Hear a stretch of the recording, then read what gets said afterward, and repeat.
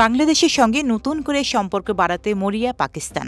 গত ৫ই আগস্ট ছাত্র জনতার গণবিক্ষোভের মুখে ক্ষমতাচ্যুত হয়ে ভারতে পালিয়ে আশ্রয় নেন শেখ হাসিনা। এরপর অধ্যাপক ড ইউনূসের নেতৃত্বে বাংলাদেশের দায়িত্ব গ্রহণ করে অন্তর্বর্তী সরকার। এরপর থেকেই বাংলাদেশের সঙ্গে সম্পর্ক নিয়ে নতুন করে চেষ্টা চালাচ্ছে পাকিস্তান। বাংলাদেশের সঙ্গে সম্পর্ক পুনঃস্থাপনে পাকিস্তানের উচ্চ পর্যায়ে কিছু বৈঠক করা হচ্ছে।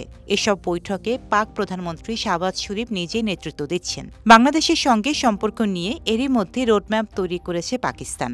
সোমবার পাকিস্তানের সংবাদ মাধ্যম এক্সপ্রেস ট্রিবিউন এ তথ্য জানায়।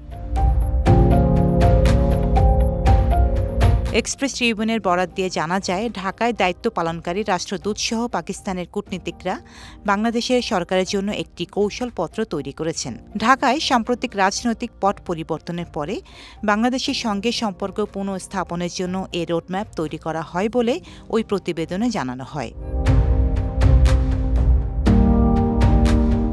প্রতিবেদনে আরও বলা হয়, বাংলাদেশের সঙ্গে সম্পর্ক কিভাবে উন্নয়ন ঘটানো যায় সে কৌশল নিয়ে আলোচনা করতে বাংলাদেশে অতীতে দায়িত্ব পালন করা পাকিস্তানের সাবেক হাই কমিশনার এবং অবসরপ্রাপ্ত অন্যান্য কূটনীতিকদের আমন্ত্রণ জানিয়েছেন শাহবাজ শরীফ।